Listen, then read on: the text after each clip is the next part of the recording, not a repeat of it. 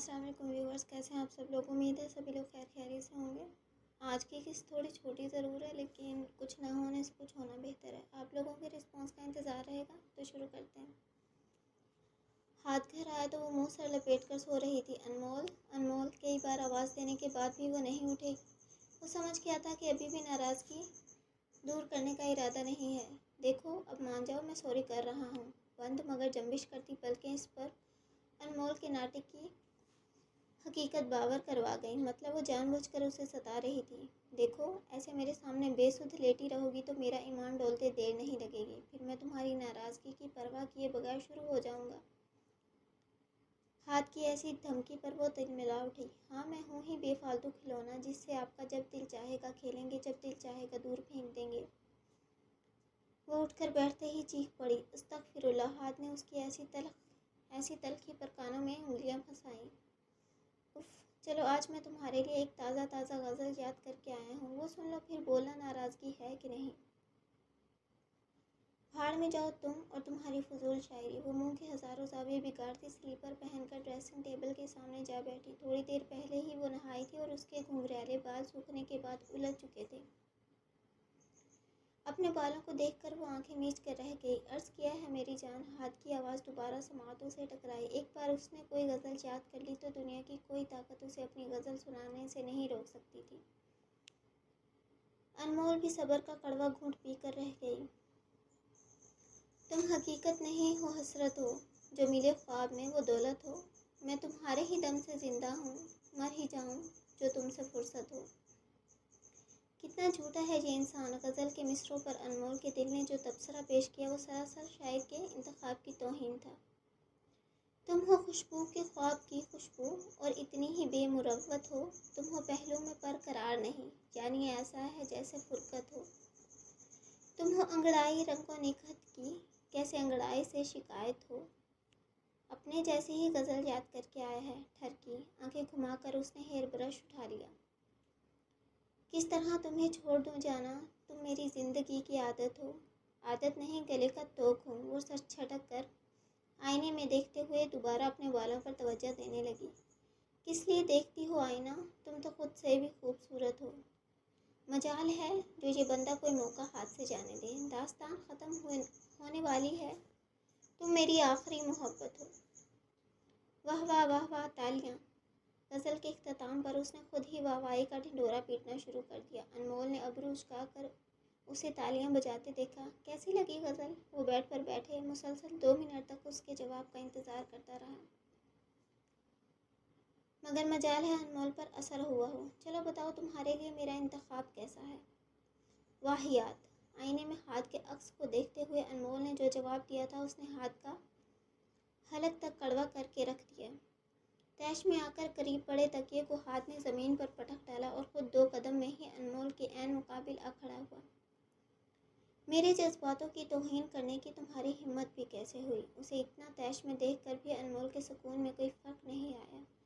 مجھ سے غلطی ہو گئی، میں اس بات کی معافی مانگ چکا ہوں اور تمہیں منانے کی پوری کوشش بھی کر رہا ہوں، لیکن اس کے باوجود اگر تمہارا دماغ درست نہیں ہو رہا تو مجھے بتاؤ، میں کوئی اور طریقہ اپناتا ہوں۔ ہاتھ کی دی گئی دھمکی کا مطلب وہ خوب سمجھ رہی تھی، اسی لیے برش اس سے بھی زیادہ قوت کے ساتھ فرش پر پھینکتے ہی وہ بھی اپنی جگہ سے اٹھ کھڑی ہوئی۔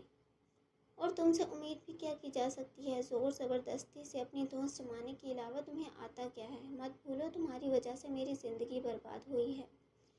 فار گاڈ سیک انمول، میں 1000 بار کہہ چکا ہوں، میری وجہ سے کچھ نہیں ہوا۔ تم سے شادی کا فیصلہ سراسر میں نے اپنے دل سے کیا تھا۔ کسی کی زور زبردستی میں آ کر تم سے نکاح نہیں پڑھوایا اور نہ ہی کوئی مجھے مجبور کر سکتا ہے۔ ہاں بالکل، آپ کو نکاح کے لیے کوئی مجبور نہیں کر سکتا۔ آپ نے ہزاروں لوگوں میں مجھے اپنا نام دے کر میری عزت رکھی، حالانکہ اس عزت پر سب کو انگلی اٹھانے کا موقع دینے والے بھی آپ ہی تھے۔ تمہارا کوئی الزام سچ نہیں ہے۔ تم وہ دیکھنے کی کوشش ہی نہیں کرتی جو میں تمہیں دکھانا چاہتا ہوں۔ ہاں نہیں کرتی، کیونکہ میں وہ دیکھنا ہی نہیں چاہتی جو میں نے اپنی آنکھوں سے دیکھا، مجھے اس پر یقین ہے۔ لیکن میں بیوقوف ہوں جو تمہاری باتوں میں آ کر تم پر یقین کر کے اپنی زندگی کی ایک نئی شروعات کر بیٹھی۔ لیکن میں بھول گئی تھی، تم وہی ہو، اکھڑ مزاج، دماغ سے پیدل انسان۔ میری برداشت کیے میری برداشت کی حد کو نہیں آزماؤ انمول، وہ دونوں بازوؤں سے تھام کر ہاتھ نے اسے اپنے قریب کیا، لیکن اس وقت لہجہ اس قدر سرد تھا کہ انمول کو اپنی ریڑھ کی ہڈی میں بھی برف اترتی محسوس ہوئی۔ آج تم بہت زیادہ بول گئی ہو، تمہیں کیا لگتا ہے میں ہمیشہ تمہارے قریب زور زبردستی اور دھونس جما کر آتا ہوں؟ اگر بھول گئی ہو تو یاد دلا دو، جب ہم پہلی بار قریب آئے تھے تو تمہاری مرضی شامل تھی۔ اس بار میں اپنے غصے پر قابو کھو بیٹھا تھا، لیکن اس کا مطلب یہ نہیں کہ تم میرے جذباتوں کی توہین کرو گی۔ ایک عورت کو زندگی گزارنے کے لیے پیار، محبت، عزت، ایک پرسکون گھر کی ضرورت ہوتی ہے، اور میں نے تمہیں یہ ساری چیزیں حاضر کر کے دی ہیں۔ اس کے باوجود اگر تم ناشکری کر رہی ہو تو اب تم ناشکری ہی رہو۔ میں تمہارے قریب نہیں آؤں گا۔ اپنی لہو چھلکاتی آنکھیں اس کی آنکھوں میں گاڑے و سرد لہجے میں بولتا انمول کو اپنی جگہ ساکت کر گیا۔ جہاں تک مجھے یاد ہے گلزار نے مجھے اس کمرے کی تصاویر نہیں دی تھی۔ وہ جب سے اس کمرے کے اندر آئی تھی ہر طرف سے جائزہ لے رہی تھی۔ اس کمرے کا ڈیزائن اس کمرے جیسا نہیں تھا جیسا تصویروں میں دکھایا گیا تھا۔ خیر جو بھی ہو، مجھے اپنے کام پر دھیان دینا ہے، جلدی سے وہ فائل لے کر نکل جاؤں، اور وہ لڑکی پتہ نہیں مجھے کہاں ملے گی۔ حداد نے بھی اس کے بارے میں کچھ نہیں بتایا۔ سب لوگوں کے باہر جانے کے بعد اب وہ پورے کمرے میں دندناتی پھر رہی تھی۔ اگر یہ حداد کا کمرہ ہے تو فائل بھی یہیں کہیں ہونی چاہیے۔ وہ پورے کمرے کو چھاننے میں لگی ہوئی تھی، ساتھ ہی اسے ڈر بھی لگ رہا تھا۔ اگر حداد آ گیا اور اسے چلتے پھرتے دیکھ لیا تو اس کا راز فاش ہو جائے گا۔ مجھے جو بھی کرنا ہوگا بہت سوچ سمجھ کر کرنا ہوگا اور آرام سے کرنا ہوگا، ایسا نہ ہو میری ایک غلطی پورا کھیل بگاڑ دے۔ گلزار کو فون کرتی ہوں، کچھ سوچ کر اس نے گلزار کو فون کرنے کی ٹھانی۔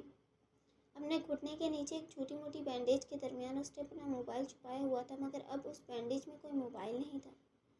میرا موبائل کہاں جا سکتا ہے؟ میں نے خود اپنے ہاتھوں سے یہ پٹی باندھی تھی اور کسی نے اس کو کھولا بھی نہیں ہے، پھر میرا موبائل کہاں گیا؟ اگر میرے پاس موبائل نہیں ہوا تو میں گلزار سے رابطہ کیسے کروں گی؟ زندگی میں پہلی بار اس کا سامنا ایسی سچویشن سے ہو رہا تھا جہاں وہ لمحہ لمحہ خطرے میں تھی اور بچاؤ کے لیے اس کے پاس ایک موبائل ہی نہیں تھا۔ میرے ساتھ ایسا نہیں ہو سکتا، میں اس کمرے سے باہر بھی نہیں جا سکتی۔ وہ دونوں ہاتھ مسلتے ہوئے اب چلے پیر کی بلی کی طرح ادھر سے ادھر گھوم رہی تھی۔ یہ حداد کوئی منحوس انسان ہے، جب جب اس کے پاس ہوتی ہوں میرا برا وقت شروع ہو جاتا ہے۔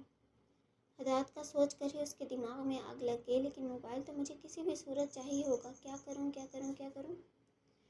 ایسی صورتحال میں تیز تیز ادھر ادھر گھومتے ہوئے وہ اپنا دماغ چلانے کی بھرپور کوشش کر رہی تھی، مگر کسی کے قدموں کی چاپ سن کر فوراً بیڈ پر لیٹ گئی۔ سر آپ اس وقت آفس میں؟ اس وقت آپ کی پہلی بیوی گھر پر ہے اور خطرہ۔ میں بس کچھ دیر کے لیے آیا ہوں۔ تیز تیز چلتے ہوئے وہ اپنے کیبن میں آ بیٹھا۔ احمد بھی اس کے پیچھے دوڑتا ہوا آیا۔ یہ موبائل لو احمد اور اس کا سارا ڈیٹا نکلواؤ، اس میں جتنے بھی نمبر فیڈ ہیں ان سب کی ڈیٹیل مجھے کل تک لا کر دو۔ اس میں جو سم ہے پتہ کرواؤ وہ کس کے نام سے رجسٹر ہے، اس سم کے ذریعے کس کس کو کال کی گئی ہے یا پھر کس کس کی کال اس پر آئی ہے، پچھلے 2 ہفتے کے سارے ریکارڈ نکلواؤ۔ مگر سر یہ موبائل ہے کس کا؟ مگر کا وقت نہیں ہے احمد، میں تمہیں سب بتا دوں گا۔ ابھی صرف اتنا سمجھ لو یہ بہت بڑا ثبوت ہمارے ہاتھ لگا ہے۔ پچھلے 4 سال میں ہم نے جتنا سلو پروگریس کیا ہے، اب چند دنوں میں ہی ہماری رفتار بہت تیز ہو چکی ہے، یا پھر یوں کہو کہ قسمت ہمارا ساتھ دے رہی ہے۔ ہر ظلم و زیادتی کی ایک انتہا ہوتی ہے اور میں بخوبی دیکھ رہا ہوں ان لوگوں کا برا وقت شروع ہو چکا ہے۔ ٹھیک ہے سر، میں کل تک ڈیٹیل نکلوا کر آپ کو دیتا ہوں۔ احمد موبائل اٹھا کر جانے لگا، مگر حداد کی آواز پر واپس رک گیا۔ اچھا سنو، اب میں اسٹیشن کم ہی آیا کروں گا، کچھ عرصہ تک گھر سے ہی آپریٹ کریں گے، اور تم بھی کچھ آفیسرز کے ساتھ گھر کے آس پاس سادہ کپڑوں میں رہنا، کبھی بھی کچھ بھی ہو سکتا ہے۔ جہاں تک حداد دیکھ رہا تھا منزل دور نہیں تھی۔ یہ عورت کا نشہ بھی بڑی اونچی چیز ہوتا ہے، چاہے جتنے بھی جتن کر لو اترتا ہی نہیں۔ یہ لڑکی ابھی تک آئی کیوں نہیں؟ ہمیشہ وہ جب بھی کسی لڑکی کو اپنے فارم ہاؤس پر بلاتا تھا تو وہ وقت سے پہلے ہی آ جایا کرتی تھی، مگر آج تو تقریباً گھنٹہ لیٹ ہو گیا تھا اور یہ محترمہ آنے کا نام نہیں لے رہی تھی۔ تب تک ایک کام کرتا ہوں، حسینہ کی تصویریں اس کے شوہر کو سینڈ کر دیتا ہوں، امید ہے جتنی وہ اس سے محبت کرتا ہے تصویریں دیکھنے کے بعد پاگل ہی ہو جائے گا۔ کچھ سوچ کر فیک ای میل کے ذریعے اس نے تصویریں حداد کے آفیشیل میل پر سینڈ کر دی۔ اب مزہ آئے گا، کوئی میرے جتنا خوش قسمت بھی ہو سکتا ہے۔ میرے ہاتھ میں دشمن کی کمزور نس اور پہلو میں خوبصورت لڑکیاں۔ ولید ملک، اور تمہیں چاہیے کیا؟ آئینے میں خود کو دیکھتے ہوئے اس نے اپنی خوبصورتی کے ساتھ ساتھ قسمت کو بھی سراہا۔ اسی وقت ایک خوبصورت لڑکی وائٹ کیپری اور چھوٹا سا ریڈ ٹاپ زیب تن کیے اس کے کمرے میں بنا دستک کیے داخل ہوئی۔ ولید نے ایک نظر اس کے حسین سراپے کو دیکھا۔ بے شک وہ بے حد خوبصورت تھی۔ یہ وہی لڑکی تھی جسے اس نے اپنی رات گزارنے کے لیے منتخب کیا تھا۔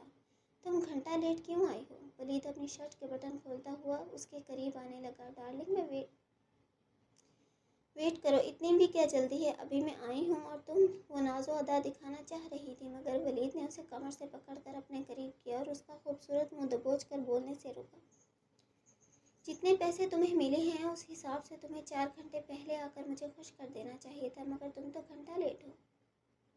لیکن کوئی بات نہیں، مجھے اپنی پائی وصول کرنا آتی ہے۔ ہونٹوں پر مسکراہٹ اور آنکھوں سے شرارے ٹپک رہے تھے۔ کچھ پل کے لیے اس لڑکی کا دل مٹھی میں آ گیا۔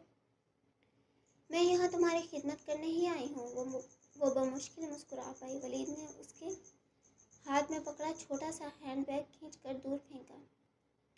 تو چلو شروع کرتے ہیں۔ اس لڑکی کو بازو سے پکڑ کر بیڈ پر دھکا دیا۔ وہ اندھے منہ بیڈ پر جا گری۔ جیسے ہی وہ سیدھی ہوئی، ولید اس کے اوپر کسی بھوکے جانور کی طرح جھپٹ پڑا۔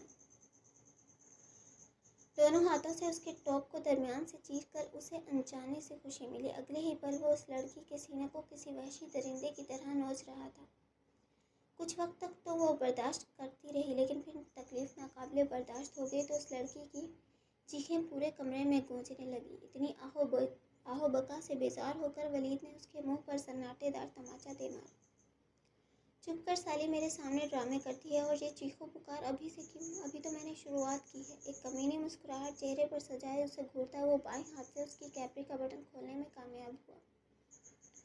اور پھر اس لڑکی کے ساتھ جو ہونا شروع ہو گیا تھا، اس کے سامنے کچھ دیر پہلے والا درد تو بے معمول تھا۔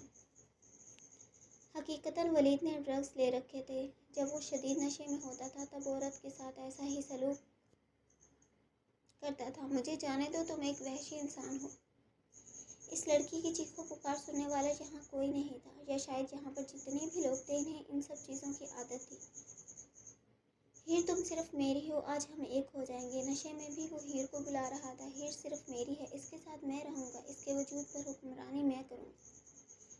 اس لڑکی کے وجود کو داغدار کرتے ہوئے وہ مسلسل ہنس رہا تھا۔ کچھ گھنٹوں بعد اس کا نشہ اتر گیا اور اپنے برابر ایک صنف نازک کے انچاہے وجود کو دیکھ کر ولید کا حلق تک کڑوا ہو گیا۔ اگلے ہی پل اس لڑکی کے برہنہ وجود سے کمبل کھینچ کر ایک زوردار لات مارتے ہوئے اسے بیڈ سے نیچے گرا دیا۔